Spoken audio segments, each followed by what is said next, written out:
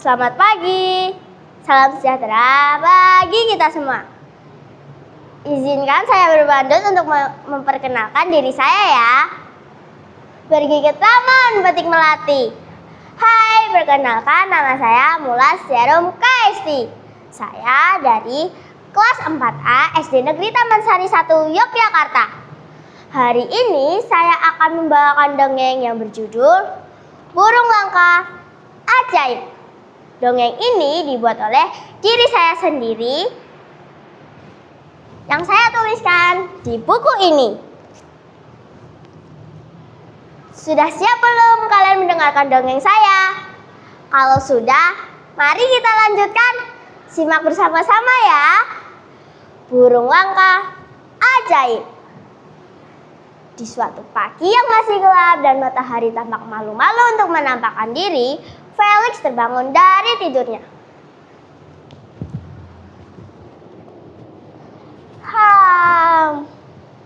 Sudah jam 4 ternyata. Waktunya aku sholat subuh dulu. Setelah selesai sholat subuh, Felix pun menghampiri ibunya yang berada di dapur. Selamat pagi, Ibu, sapa Felix. Wah, anak ibu yang hebat sudah bangun, Nak. Lihat, ibu sudah memasakkan makanan. Bukankah kita hari ini akan berpetualang? Hore! Berpetualang kemana, Ibu? Coba nanti tanya ayah ya, Nak. Sekarang ambil handukmu dan pergilah mandi, perintah ibunya. Setelah selesai mandi, Felix pun sarapan bersama keluarganya.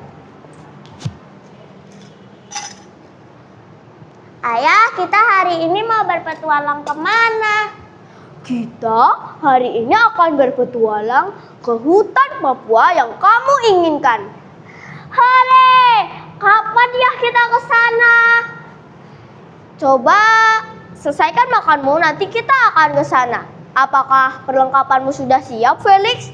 Sudah dong, Ayah. Aku sudah mempersiapkan semuanya. Kalau sudah mempersiapkan, sekarang habiskanlah makanmu itu, lalu kita pergi ke bandara. Siap, Ayah. Setelah menyelesaikan sarapan, Felix dan keluarganya pergi ke bandara untuk berangkat ke hutan Papua. Di sana mereka bertemu dengan paman Saman yang akan menghantarkan mereka bersama Felix ke hutan Papua. Mereka memulai perjalanan dari jam 1. Setelah 1 jam perjalanan, mereka memulai memasang tenda untuk bermalam di sana. Ayah, mengapa ayah memasang kamera di celah pohon itu? Siapa tahu ada burung yang kamu inginkan lewat di depan kamera ini, kan kita bisa memotonya. Ayah, lihat itu. Bukankah itu burung cendrawasih? Tanpa basa-basi, Felix mengambil kameranya untuk memotretnya. Senja pun menyapa. Akhirnya mereka bermalam di sana untuk melanjutkan perjalanan keesokan harinya.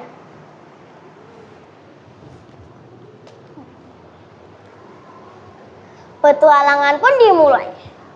Felix, apakah langkah kakimu masih kuat, Nak?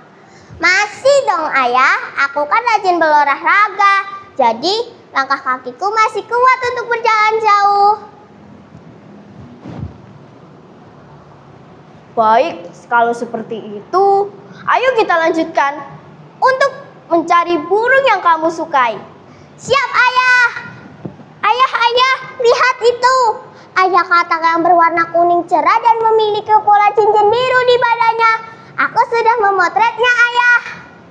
5 menit pun berlalu. Felix menemukan hal unik lagi, yaitu ulat bulu. Ayah, lihat, ada ulat lucu ini, tetapi memiliki racun di tubuhnya.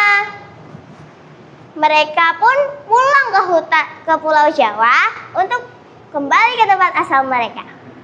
Di sana, mereka melanjutkan petualangan setelah 1 hari di rumah. Mereka memasuki hutan Jawa untuk mencari burung yang langka. Ayah, lihat. Itu ada burung elang Jawa yang berwarna keemasan. Ayo kita foto, Ayah. Cekrek.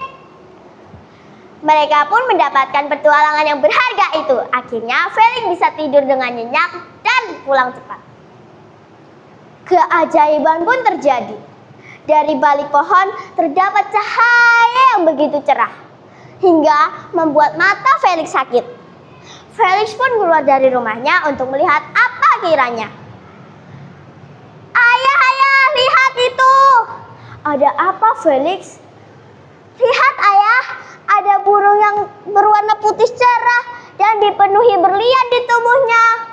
Bukankah itu burung yang kamu pernah ceritakan, Felix? Kenapa tidak kita tangkap saja? Jangan, ayah, itu adalah burung yang sangat dihormati dan tinggal satu. Ayo kita foto saja, ayah. Cekrek. Akhirnya Felix bisa mengabadikan momen yang sangat langka itu.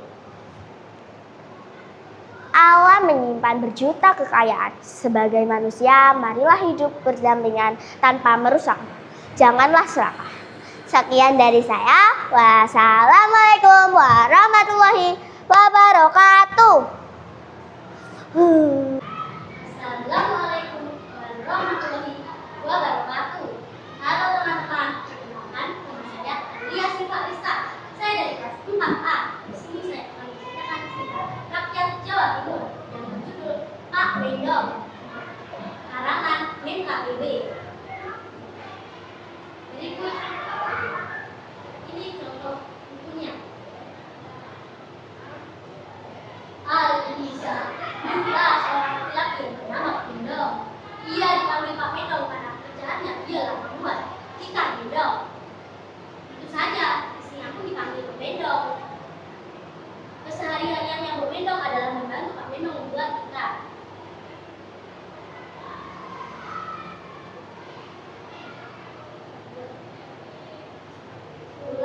Seingatnya, lanjut nggak apa-apa, seingatnya. Membuat ikan.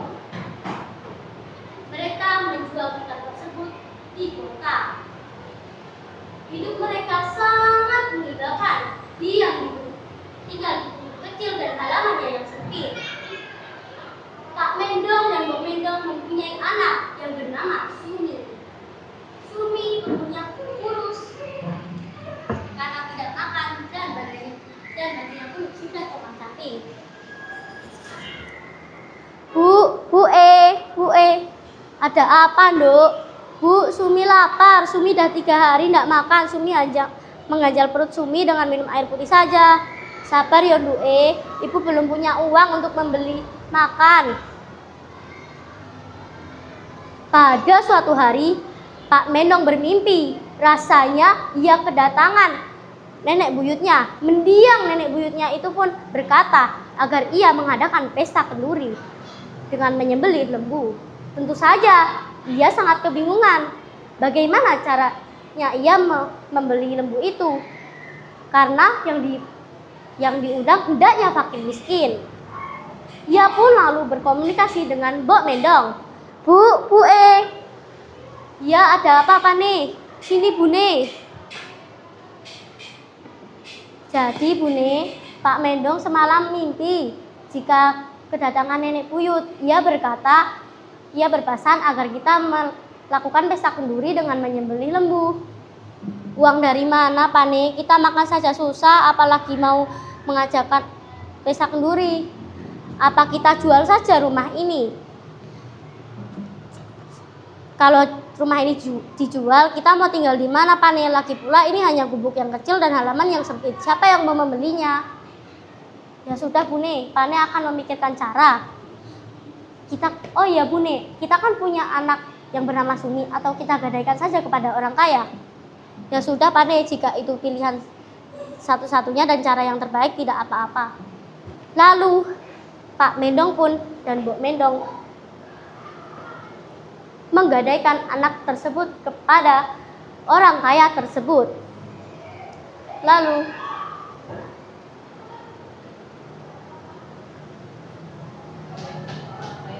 kaya tersebut sampai berpikir juga bagaimana cara menebusnya. Lalu tanpa sepatah kata pun Pak Mendong langsung membeli lembu dan kuali. Sini. Pak Mendong pun menaruh lembu itu di halaman rumahnya. Mbok Mendong lalu melakukan tugasnya dengan menyembelih lembu itu dan memasak lembu itu. Pak Mendong mengundang seluruh fakir miskin yang ada di desa itu. Semua fakir miskin kebingungan, tidak menyangka bahwa Pak Mendong bisa mengadakan pesta kenduri secara besar-besaran. Lalu, karena Mbok Mendong pintar memasak, semua makanan itu habis tak tersisa. Mbok Mendong lalu pergi untuk mencuci piring.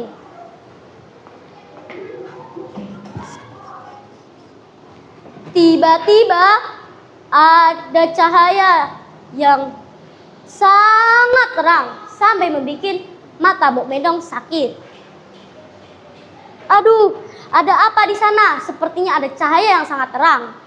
Pak sini Pak Ada apa Bune?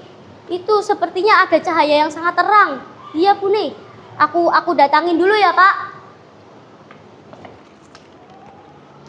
Ternyata ada emas Pak Tidak hanya satu, melainkan dua dan ada perak di sana. Mana Bune? Saya mau lihat. Iya Bune, ada emas dua lagi. Mereka menemukan emas, tidak satu, melainkan dua, dan perak sebagai lainnya. Lalu ia pun langsung menebus anaknya yang bernama Sumi. Orang kaya tersebut bingung, bagaimana ia mendapatkan uang. Sehari pun tidak nyampe, ia bisa menebus anaknya itu. Woi, kamu Pak Mendong, kamu dapat uang dari mana? Pasti kamu mencuri kan? Tidak, saya tidak mencuri, saya menemukan emas di kuali saya. Bagaimana caranya? Terus orang kaya tersebut mengikuti cara Pak Mendong karena ia tidak mau kekayaan ia disaingi oleh siapapun. Karena ia orangnya pelit, ia pun tawar terus lembu sampai ia pulang tidak membawa apapun. Tetapi ia mempunyai ide licik dengan menyembelih anjing piaraannya. Aha, atau aku menyembelih anjing piaraanku aja ya? Karena tidak mungkin ada yang tahu jika aku menyembelih anjing piaraanku. Lalu ia pun langsung memasak anjing piaraannya itu. Semua fakir miskin pun datang dan ingin menyantapnya. Sebelum menyantapnya, atas kehendak Allah, anjing itu hidup kembali dan menggigit fakir miskin itu. Aduh, tolong! Semua fakir miskin lari terbirit-birit karena takut. Sekian dari saya. Pesan moralnya adalah janganlah kita mudah menyerah dan janganlah sombong, karena di atas langit masih ada langit. Di negeri Aceh, pesantren disebut Dayah. Santri-santrinya taat dan patuh. Billahi taufik wal hidayah. Wassalamualaikum warahmatullahi wabarakatuh. Assalamualaikum warahmatullahi wabarakatuh. Halo teman-teman, perkenalkan nama saya Davia Akila Kairani. Saya dari kelas 4A ingin mendongengkan yang berjudul Kisah Semut dan Burung Merpati, karangan dari Wulandari. Mari teman-teman dengarkan dongeng saya ya. Pada suatu hari terdapat seekor semut kecil yang berjalan di tepi sungai. Semut pun merasa kehausan dan ingin meminum air dari sungai tersebut. Namun, tubuh semut justru tergelincir dan jatuh di sungai. Semut pun meminta tolong kepada hewan-hewan yang ada di hutan. Tolong bantu saya. Tetapi tidak ada satupun hewan yang mendengarkan semut berteriak. Dengan tiba-tiba datanglah seekor burung merpati membawakan sehelai daun untuk dijatuhkan di sebelah semut yang hampir tenggelam. Burung merpati pun berkata, "Hei semut, naiklah ke daun itu, pasti kau akan selamat." Semut pun akhirnya naik ke daun itu dan dia selamat. Semut sangat berterima kasih karena sudah dibantu oleh burung merpati. Terima kasih ya burung merpati, kau telah membantuku. Kebaikanmu akan selalu kuingat. Burung merpati pun akhirnya terbang jauh dan meninggalkan semut tersebut. Beberapa hari kemudian, datanglah sang pemburu yang ingin menembak burung merpati. Beruntungnya, semut pun mengetahui keberadaan sang pemburu. Akhirnya, semut pun mempunyai ide. Oh tidak, sang pemburu datang ingin menembak burung merpati. Aku punya ide, apakah aku harus menggigit kaki sang pemburu itu? Dan pasti akan kesakitan, pasti sang pemburu akan melepas senapannya. Akhirnya semut pun lari dengan sekuat tenaga untuk menggigit kaki sang pemburu. Karena kesakitan, sang pemburu melepaskan senapannya dan ada bunyi tembakan, dor, dor. Karena burung merpati mengetahui keberadaan sang pemburu, akhirnya burung merpati pun terbang jauh untuk meninggalkan tempat tersebut. Begitu dengan semut. Semut pun lari dengan sekuat tenaga untuk menjauh dari mara bahaya. Akhirnya burung merpati pun menemui semut di bawah pohon. Hai semut, terima kasih ya, kau telah membantuku. Karena bantuanmu, aku akhirnya selamat dari sang pemburu. Semut pun juga berterima kasih karena dulu burung merpati telah membantu semut yang hampir tenggelam. Sama-sama burung merpati, karena dulu kau telah membantuku di saat aku mau tenggelam. Akhirnya, di hutan pun semut dan burung merpati bersahabat. Dan di hutan juga jadi hidup rukun. Terima kasih telah mendengarkan cerita saya. Wassalamualaikum warahmatullahi wabarakatuh. Assalamualaikum warahmatullahi wabarakatuh. Hai, nama saya Zia Alaina Alfarizi, kelas 4A. Aku akan bercerita asal-usul Surabaya.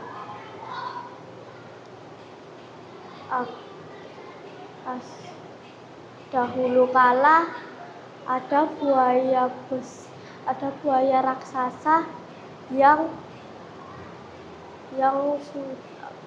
yang bernama Baya. Dia suka memangsa hewan-hewan yang di sekitar sungai. Nafsu makannya besar. Dia juga makannya banyak. Si Baya itu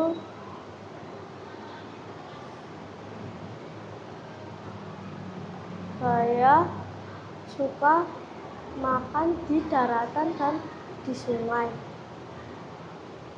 Dia suka memakan rusa. Rusa adalah makanan kesukaan Baya. Makan apa hari ini? Hewan apa yang akan jadi santapanku hari ini? Mungkin gajah bisa menjadi santapanku hari ini. Dan si Baya menemui gajah di hutan dan mencabik-cabik si gajah dan sampai gajah tak bernyawa lagi. Dan si Baya memakan gajah. Di sebuah lautan ada hiu ganas bernama Sura. Dia nafsu makannya besar banget sampai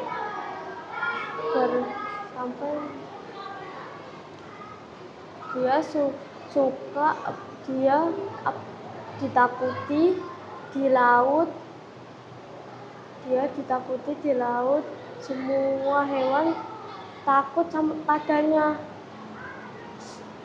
Si Sura itu kalau di depan matanya ada hewan langsung dimakan. Sura pun bosan memakan ikan terus dan dia berkeliling menemui sungai. Dan dia melihat ada gerombolan rusa,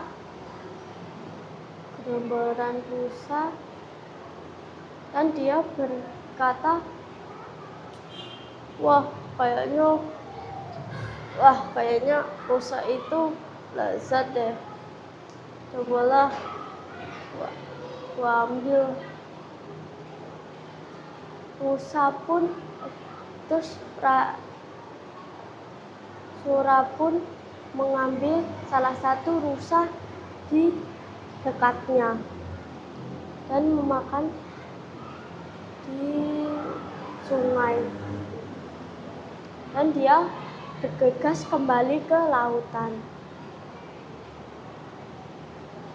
Dan dia berkata lagi, kayaknya aku membayang-bayang si rusa sangat lezat dan sampai gua kelaparan lagi.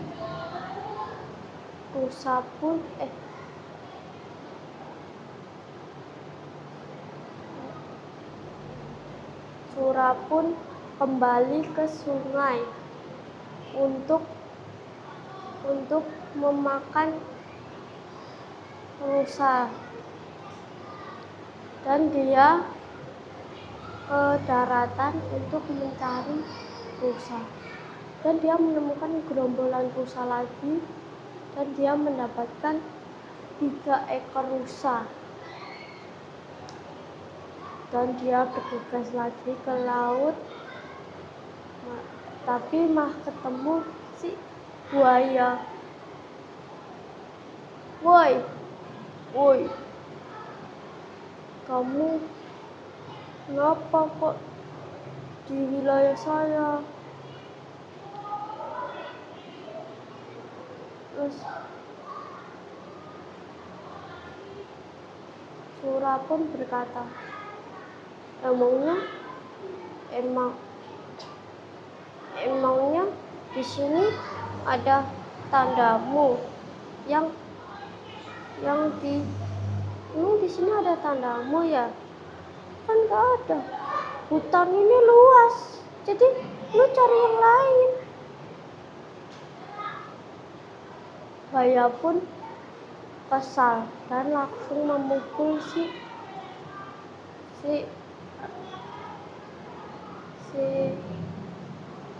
Sura. Dan mereka berantem sampai siang dan malam. Di hutan itu sampai hutan itu rusak tanahnya dan pecah. Hewan-hewan yang di situ berisik dengan si Sura dan buaya karena mereka sering perang terus. Assalamualaikum warahmatullahi wabarakatuh. Assalamualaikum warahmatullahi wabarakatuh. Perkenalkan, nama saya Agifah, saya dari kelas 4A. Saya ingin bercerita tentang Thomas Alva Edison yang ditulis oleh Latrobe, lalu saya terjemahkan dengan bahasa saya sendiri. Dengarkan ya. Pada suatu hari,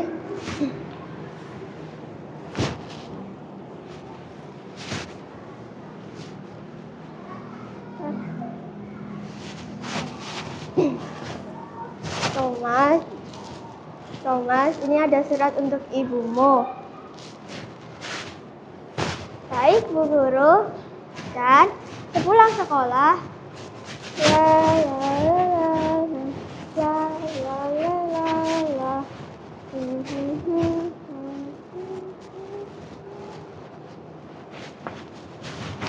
Ibu, ini ada surat untuk Ibu. Thomas tidak tahu isinya apa. Baiklah Thomas. Ibu pun membuka surat itu.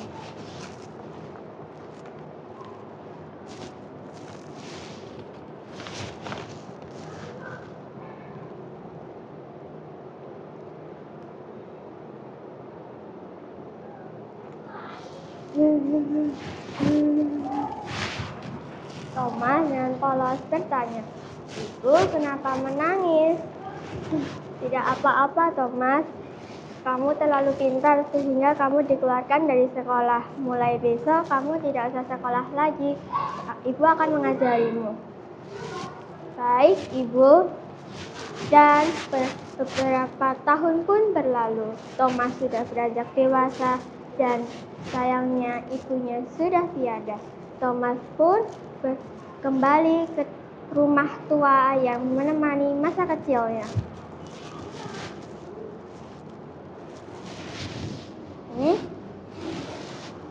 Apa ini? Thomas pun membuka surat itu.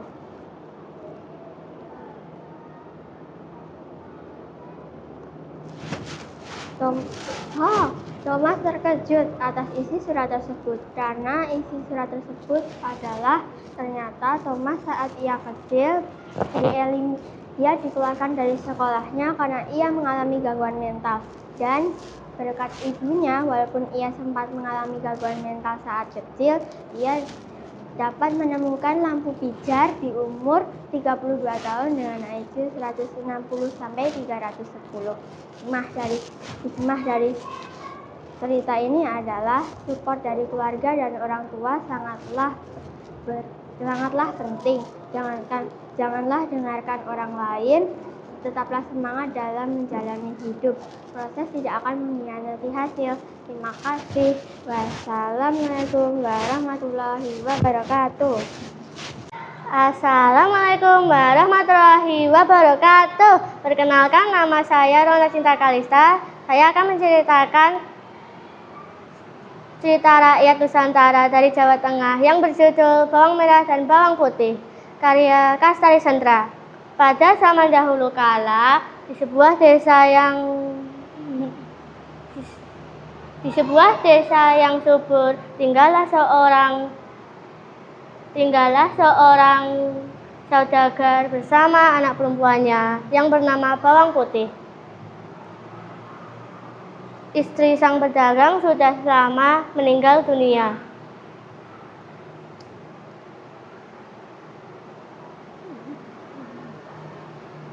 Si saudagar sangat menyayangi Bawang Putih sebab dia adalah seorang anak yang penurut dan baik hati.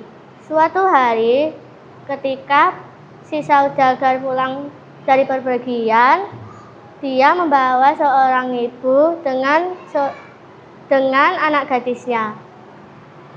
Si saudagar hendak menikahi dengan ibu itu.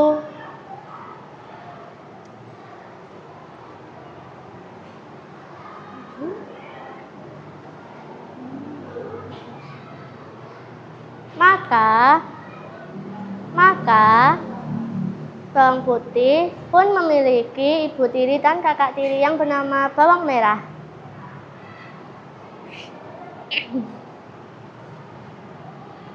Ketika ayahnya Bawang Putih pergi untuk berdagang, ibu tiri dan Bawang Merah akan menyuruh-nyuruh Bawang Putih layaknya seorang pembantu. Tiap pagi akan terdengar suara teriakan suara ibu tiri dan Bawang Merah.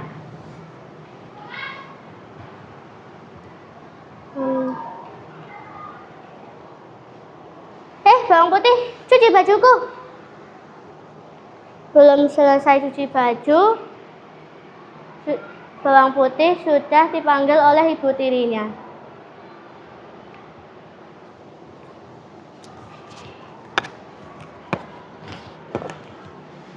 siapkan sarapan. Kami sudah lapar.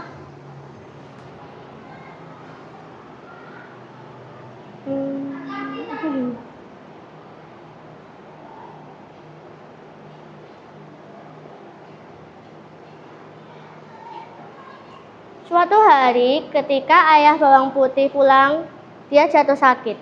Sakitnya sangat parah. Bawang putih menjadi sangat sedih. Namun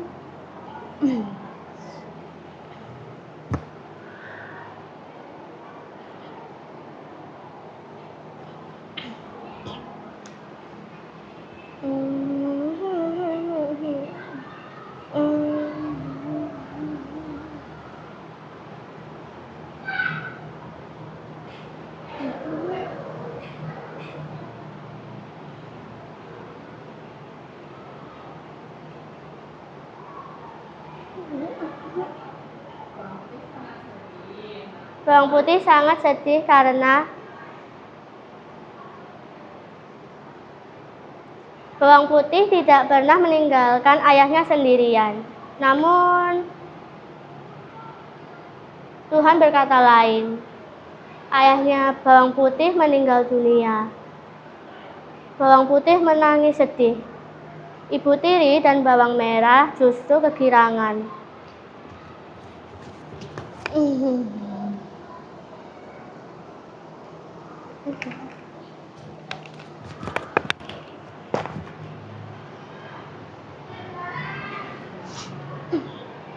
Lihat bawang merah, akhirnya dia sudah meninggal juga.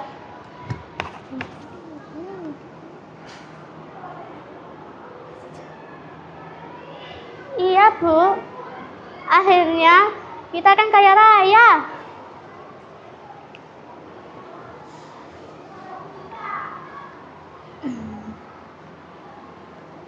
Setelah ayahnya bawang putih meninggal dunia, hidup bawang putih semakin sengsara. Tidak ada lagi ayah yang menyayanginya. Ibu tiri dan bawang merah makin menyiksanya. Suatu hari bawang putih hendak ke sungai, mau bercuci baju. Dia masih sangat mengantuk dan lapar.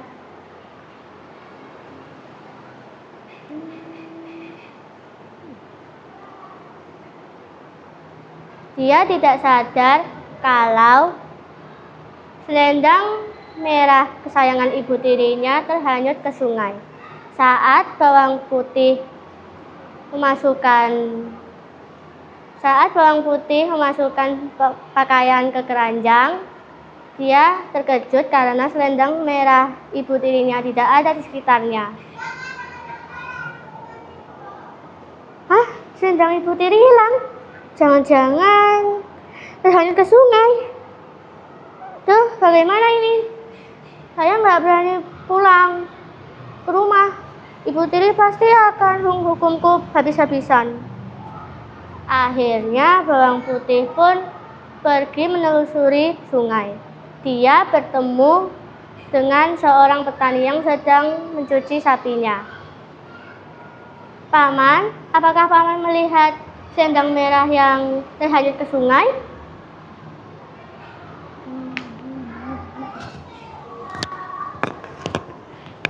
Selendang merah? Oh iya, tadi saya melihat selendang merah terhanyut di sungai tadi. Tetapi sudah diambil oleh nenek tua yang sedang mencuci pakaiannya.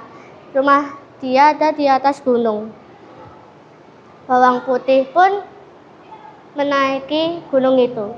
Di sana dia menemukan sebuah rumah kayu. Dia mengetuk pintunya dan nenek tua itu keluar dan menyambutnya dengan baik. Ada cucu. Ayo masuk. Siapa namamu, Cuk?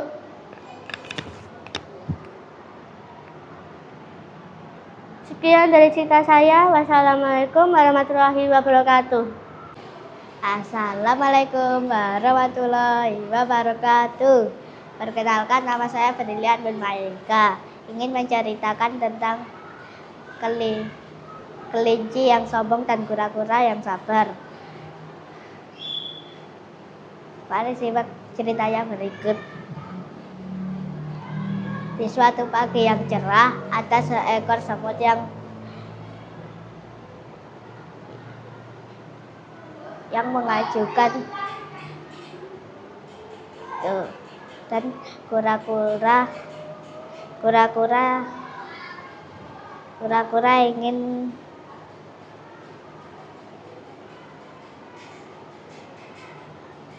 Bugis, boleh ulang Trevor. Assalamualaikum warahmatullahi wabarakatuh. Perkenalkan, nama saya Brilian Burmaringka. Saya dari kelas 4A ingin menceritakan tentang kelinci yang sombong dan kura-kura yang sabar. Dan penulisnya dari saya, yaitu Brilian Burmaringka. Mari simak cerita berikut. Di suatu pagi yang cerah, ada seekor semut yang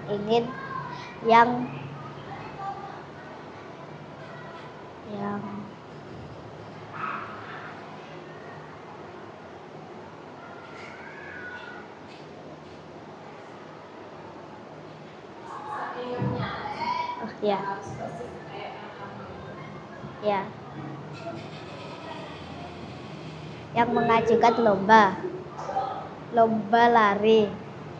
Si kura-kura tertarik lomba itu dan ia mendaftarnya. Saat itu kelinci tiba di situ. Kelinci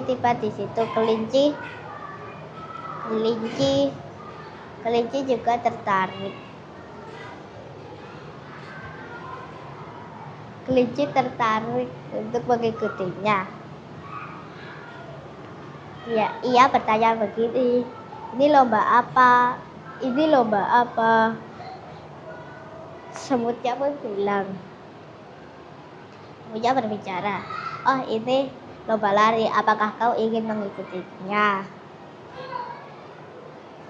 Boleh, saya ingin mengikutinya. Saya ingin mendaftar. Setelah mendaftar, ia mengolok-olok kura-kura. Oh, kamu juga ikut ya kura-kura? Kira-kira kamu bakal menang atau kalah ya?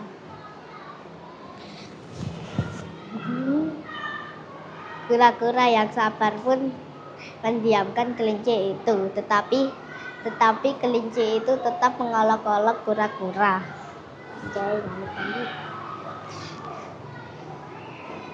Kenapa kamu diam? Pasti kamu malu ya. Dan mereka berdua pun pulang untuk mempersiapkan diri. Keesokan harinya kelinci sudah tiba di situ. Mana kura-kura? Katanya dia cepat. Sesudah itu kura-kura pun datang.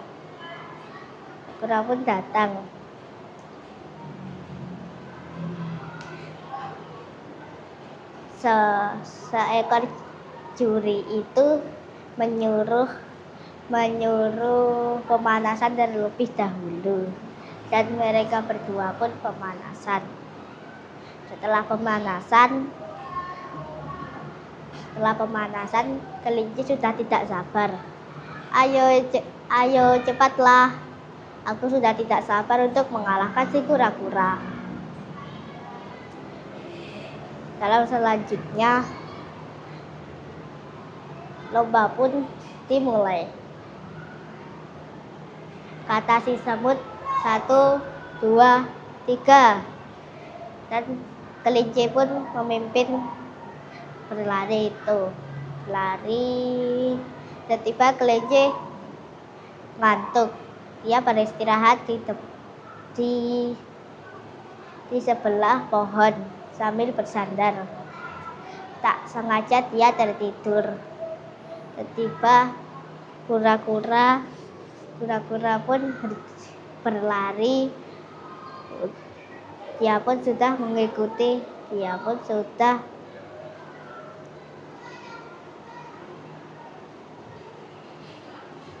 sudah memimpin di depan kura-kura. Dan sampai di depan mata kura-kura, alur finish pun menang. Jadi kura-kura yang menang.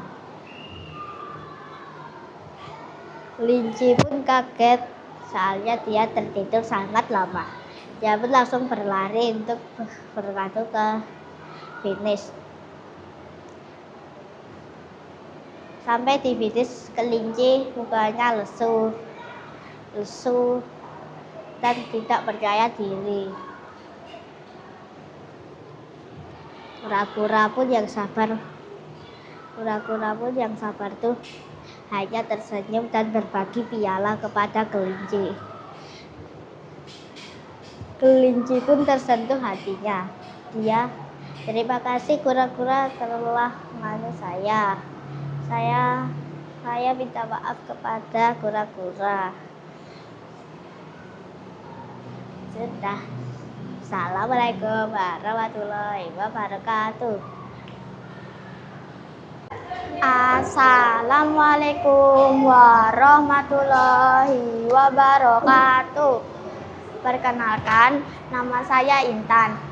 Saya ingin membawakan dongeng yang berjudul Malin Kundang. Malin Kundang berasal dari Kalimantan Barat. Penulisnya adalah Anissa Al-Ansari. Pada suatu hari di tepi pantai ada dua orang keluarga bernama Malin Kundang dan Ibu Malin Kundang. Ibu Malin Kundang biasanya ia bekerja di ladang.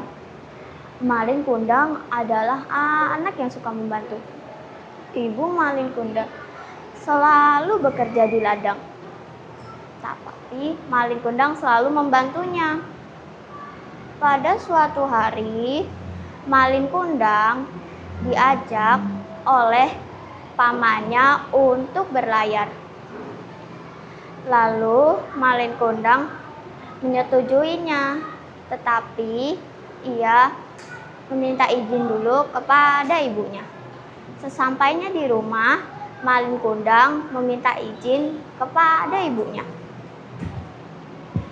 Ibu, bolehkah aku pergi berlayar bersama paman? Tentu saja, nak. Engkau boleh ikut berlayar bersama paman, tetapi engkau harus menjaga diri engkau.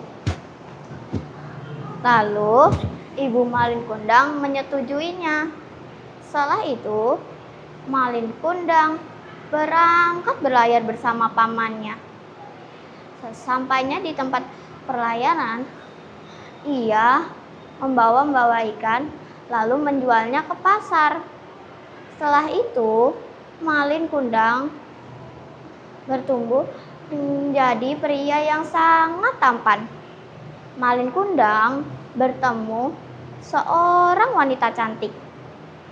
Ia jatuh cinta kepada wanita cantik. Lalu mereka berdua menikah.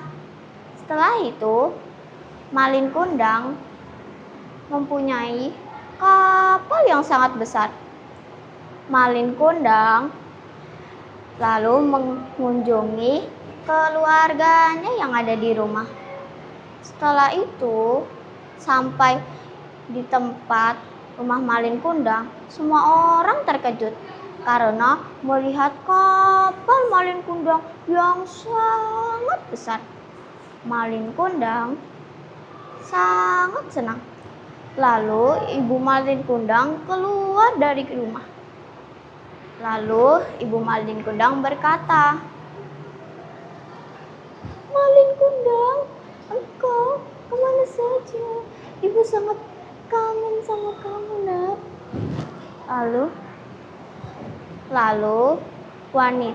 Lalu istri Malin Kundang bertanya, Hei Malin Kundang, apakah engkau kenal dengan perempuan itu?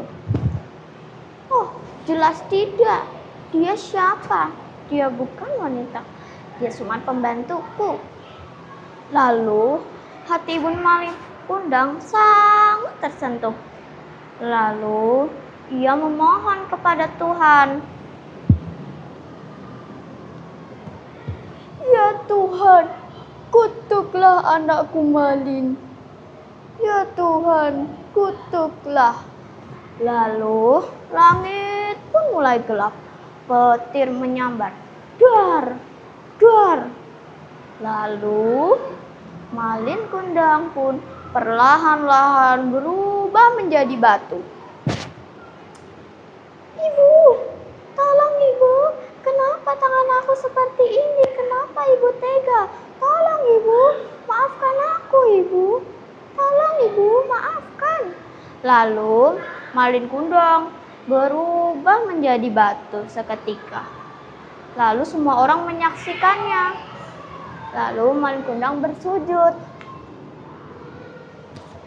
Nah, itu dinamakan batu Malin Kundang.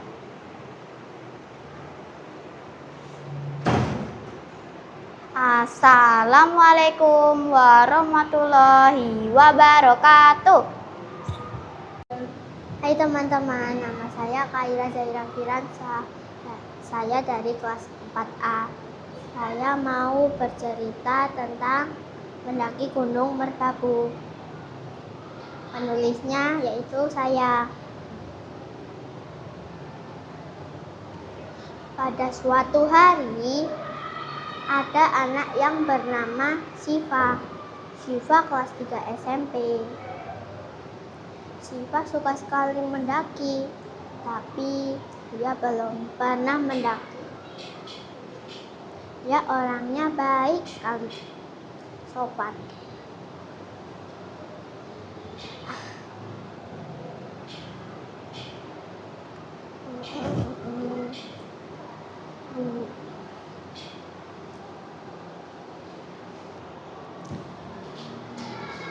Siva ingin sekali mendaki, tapi dia orangnya sangat sederhana.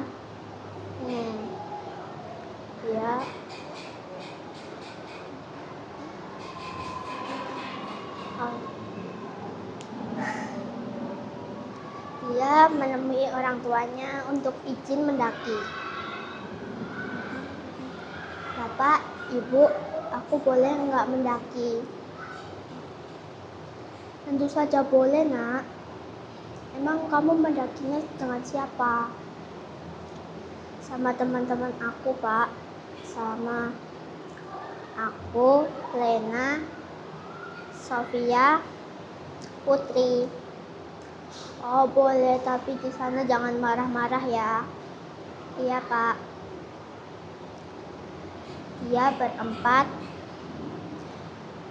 menuju ke rumah Lena untuk kumpul.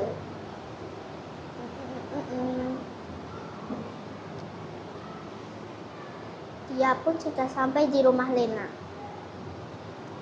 Lena, kapan kita mendaki?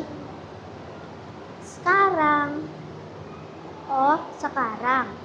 Iya, kita sekarang mendaki.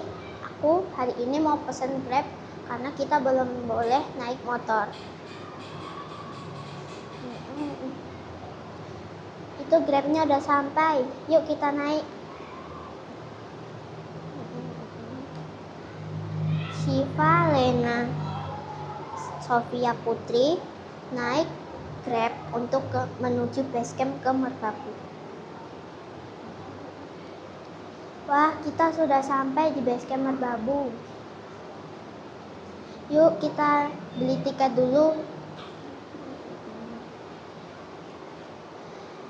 Lena membeli tiket. Aku sudah membeli tiket. Ayo langsung kita menuju ke puncaknya.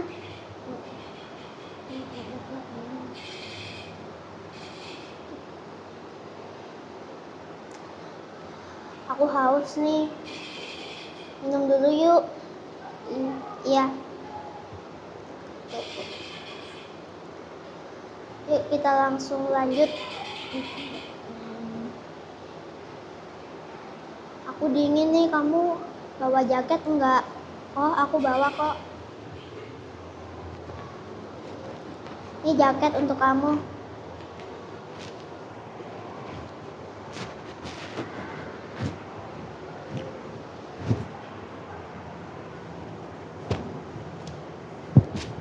Makasih ya, Lena. Iya. Ia pun lanjut mendaki. Dan tiba-tiba dia sudah sampai di puncaknya. Pada pukul 07 malam. Dia langsung tidur masuk ke tenda karena dia sudah ngantuk. Dan keesokan paginya dia harus pulang karena ibu orang tuanya khawatir pasti. Syifa, yuk kita pulang.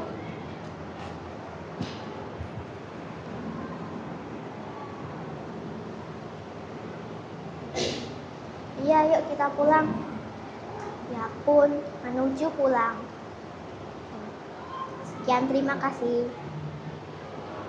Assalamualaikum. Udah, Bu. Udah. Assalamualaikum warahmatullahi wabarakatuh. Perkenalkan, nama saya Atskia Nurul Wafa dari SD Taman Sari 1. Saya akan membacakan dongeng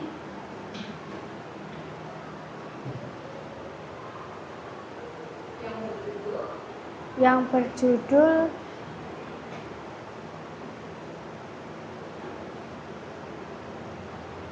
Lelo dan Rumah Berjalannya.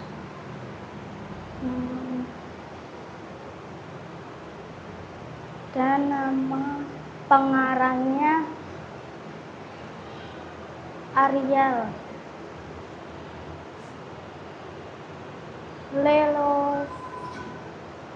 Lelo si kelom, Lelo seekor keloman. Ia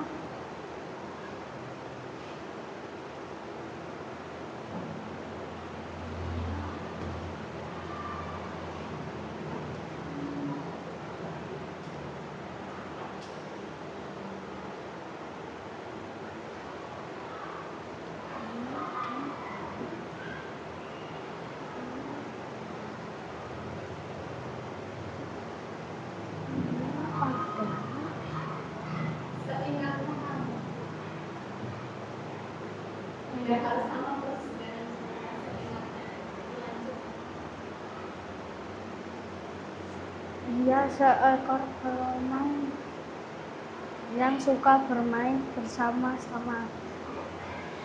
Ia suka menjelajahi pesisir pantai. Ia juga suka bermain-main bersama kepiting.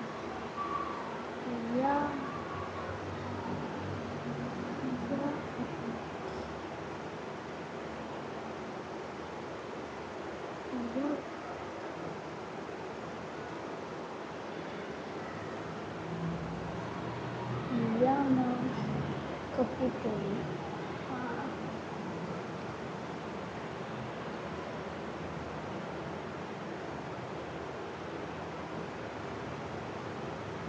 Tidak nyangka sudah sore, kita sudah ya bermainnya. Mereka pun sudah bermain kepiting.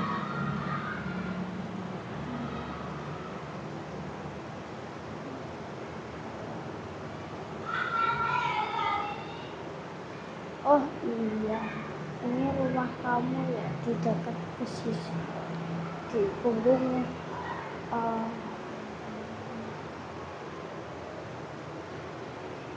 Lelo. Benar sekali. Aku juga senang memiliki rumah yang senang memiliki rumah di punggungku.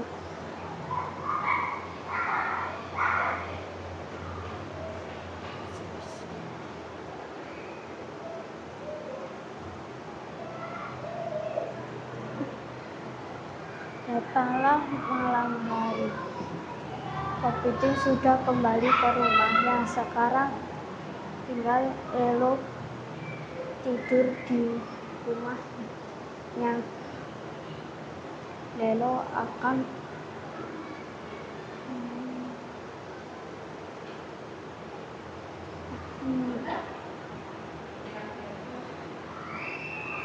sekian dari saya. Assalamualaikum warahmatullahi wabarakatuh.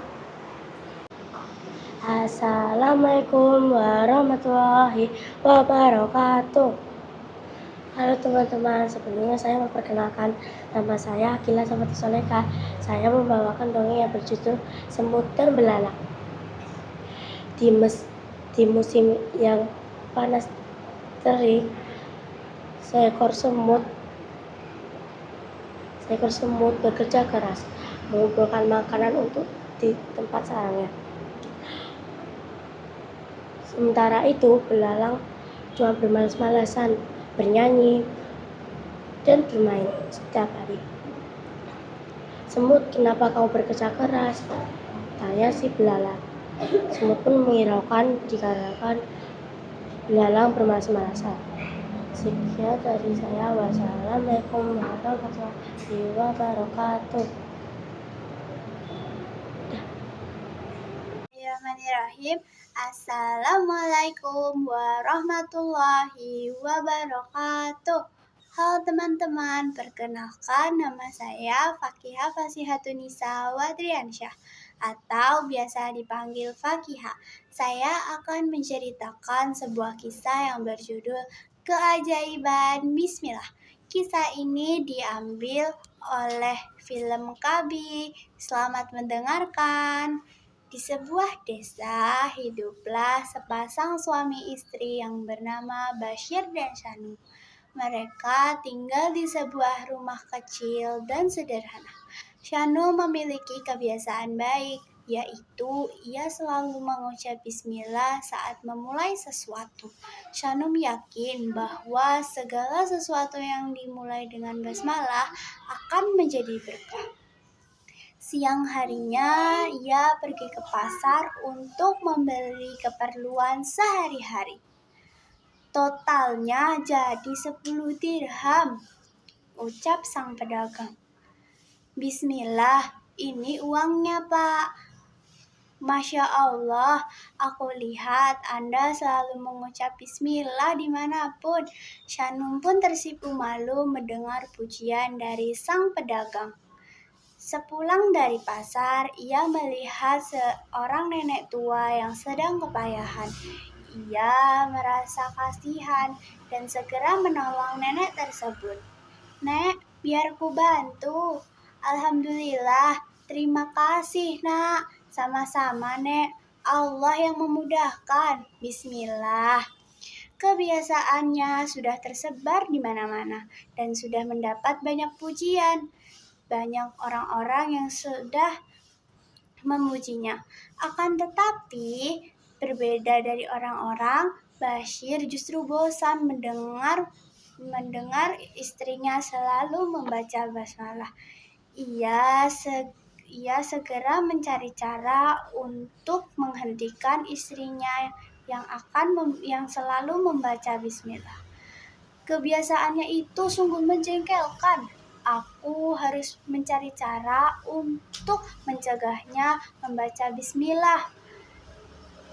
Tanpa berpikir lama, Bashir pun menemukan ide. Ia segera pulang dan menjalankan trik tersebut. "Ini adalah kantung emas, simpanlah.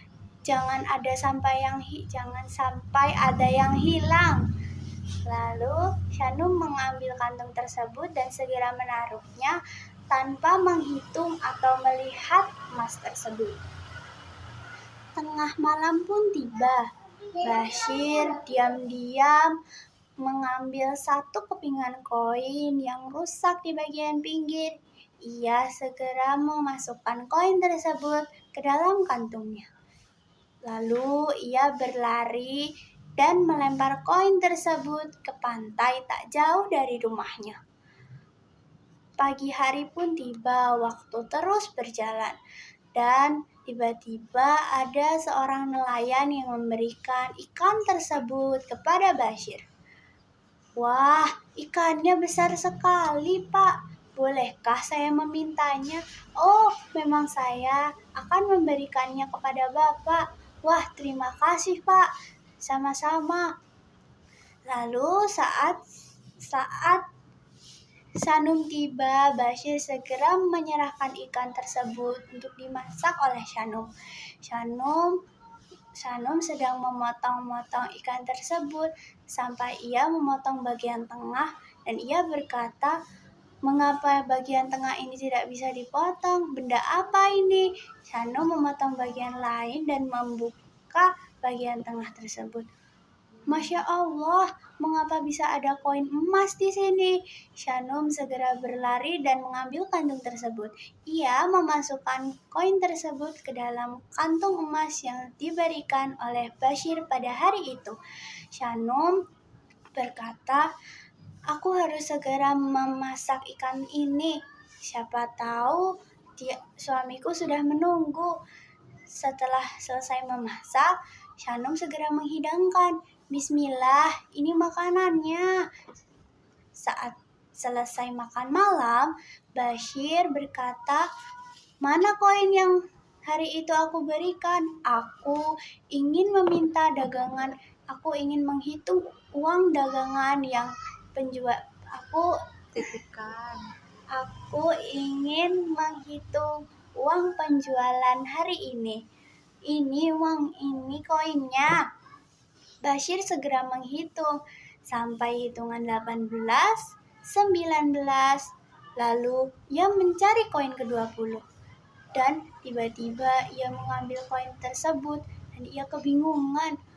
Mengapa ada koin ini? Mengapa ia rusak di bagian samping? Ucap Bashir kebingungan. Lalu Sanum berkata, "Ada apa? Ini adalah koin yang saat itu kubuang ke pantai. Maafkan aku hanya ingin menguji kekuatan basmalahmu." Ucap Bashir gemetaran. Lalu Sanum berkata, "Astagfirullah, percayalah wahai suamiku bahwa apapun yang diawali dengan bismillah akan menjadi berkah." Sejak saat itu, Bashir dan Sanum menjadi pasangan yang taat beribadah. Terima kasih. Wassalamualaikum warahmatullahi wabarakatuh.